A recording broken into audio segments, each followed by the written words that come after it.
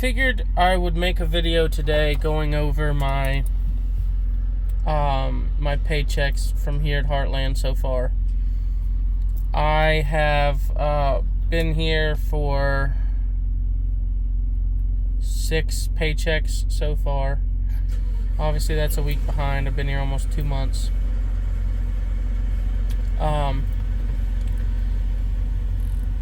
So this last paycheck I made $2,269 after taxes and deductions. That's not a normal paycheck. That's pretty high, but it is more or less from having a load carryover from last week, because the pay week ends on Saturday. So if you don't deliver by a certain time on Saturday, then it goes to the next paycheck. So that was a pretty big load that carried over, that kind of bumped my pay up. Which also means last week was a relatively lower pay week. I got paid $1,300 last Friday. And that was, I had a lot of detention that week, and then obviously that one load that carried over that I didn't get paid for on that check. The week before that I made $1,683, and keep in mind these are all net numbers. These are with about $300 a week in per diem and after taxes. That was a pretty decent week. I had some good miles.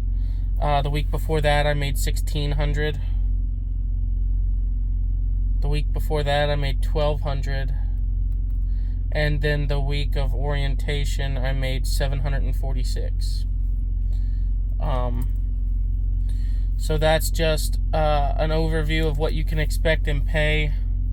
My miles have been fairly consistent at 2,700. 25 to 2,800 is the average, really. I've had some much higher weeks and some shorter weeks. Obviously, that first week I got hit by a Swift truck, so there was some breakdown, detention, layover type of pay in that. And actually, as we speak right now, I'm sitting here with my radiator busted. How that happened, I have no idea. I just woke up to all my coolant on the ground. So I'm sitting here waiting on a tow truck, and I'm assuming I'm going to get breakdown pay for this. These kind of things happen. It's to be expected in trucking. This is not Heartland's fault. This is just an older truck. My truck's got almost 411,000 miles. So, and it's one of the ones that they're already getting ready to sell. So this is not their fault. And I'm gonna get paid, so there's no reason to flip out about it,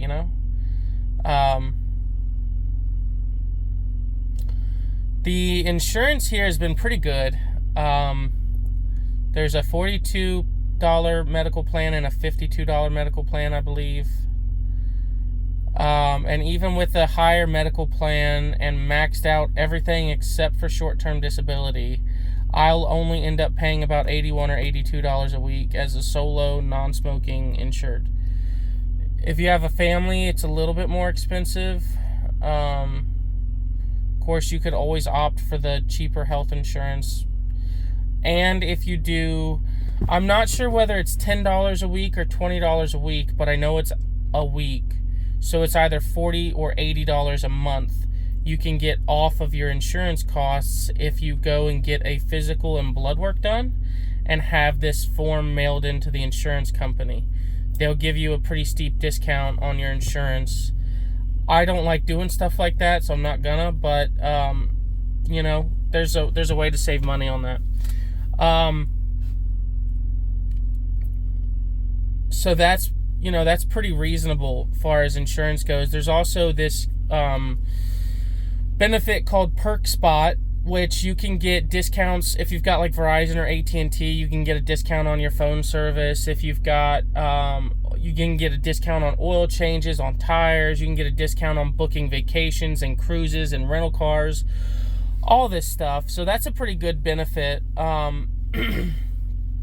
Especially for somebody who's trying to, pinch pennies and save some money. I would say that I've actually been paid pretty well overall since I've been here. you got to have a good relationship with your dispatcher. Mine's Rob. And you got to have a good relationship with your regional manager. Mine's Casey. And they're both great guys. Casey's fucking amazing. So is Rob. It's about having that rapport and being known as a driver who's not gonna flake on them. I told them up front ahead of time, hey, I don't drive between, generally speaking, 1 a.m. and 5 a.m. on the interstate. But I'm more than happy to make deliveries and pickups at that time of night if there's overnight parking on site. I can show up early and I can just kind of creep into a door, right? I don't have to start my clock and do all this other crazy shit. I can just kind of wake up for 5 minutes, back the truck up, and go back to sleep without going over 5 miles an hour. So I'm happy to do that. And they're 100% fine with it. I've not had them try to push me to do something I wasn't comfortable with. They give you this speech and orientation about safety, and apparently they mean it here. They're not going to ask you to throw chains on your truck. We carry chains because it's required by law, but we don't throw chains. And they'll pay you your guaranteed pay to sit there and wait. So they're not shorting you on money because they're not having you, they're not going to tell you you can't work and then not pay you. So they're, putting their money where their mouth is on it. They're not going to ask you to do something that you're not comfortable with. If they give you a load and you tell them, hey, listen, I don't feel safe, I'm not comfortable doing that, that's not something I think I can do, then they're not going to make you do that load. And on top of that, Heartland is not forced dispatch. If you decline loads left, right, and center, then you're not going to qualify for your you're not going to qualify for your guaranteed pay. But if you have like a legitimate reason, you say, hey, this load here, I don't think I can do, then it's not going to affect you. Generally speaking, they're pretty good about a lot of these kind of things. With the tablet, with the fuel, it's real easy to kind of get it to give you the fuel stop you want. Sometimes you can kind of just drive past the assigned fuel stop and redo it, and it'll give you the next one. And the next one is a lot of times better. They like to do Flying J and Pilot fuel, so I only really prefer to get fuel at one place. I don't want to do Flying J 3 days, TA 2 days, and Loves 1 day. I want to get the points, because the points really is another source of income for you as a driver. That's like 3 free meals a week if you fill up at one truck stop chain.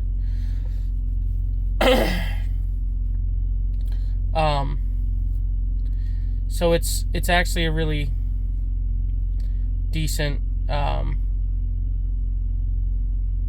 it's not that hard to figure out the system here.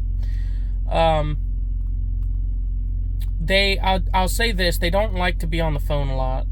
If you need somebody to call you, you pretty much need to send them a message either on the TransFlow app or on the tablet and say, hey, call me.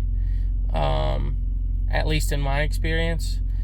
I have never had a problem with doing all my communication through text with the company. They're pretty quick about texting you back most times. And as far as I've been here, I've not had any issues where, this is where I normally will call, is if I get to a place and I don't have the right pickup or delivery numbers. I'll call right then because I need that answer now, not in 10 minutes. Because sometimes 10 minutes is all it takes to make you late. But I've not had that issue here. I don't think I've pulled a single broker load either. Heartland's got plenty of freight.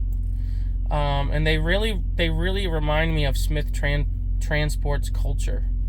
They care about you as a driver. If something happens, they're going to do their best to get you home.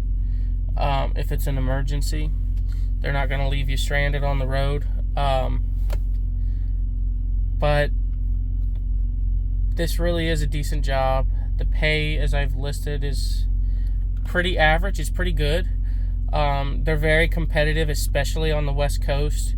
For whatever reason, the East Coast, like East Coast only jobs, pay a little bit more than West Coast only jobs. But as a 48 state company, and I mean true 48 because they do go nationwide all the time, Heartland's pay is pretty decent. Especially with their training program the way it is. New drivers, this is one of the better places. But yeah, so I'll probably make another video here in 2 or 3 more months and give you guys another pay update and see what's going on with it. Don't forget to leave a like, drop a comment down below, and subscribe. And if you use my driver code MCPMI, I will split the referral bonus with you.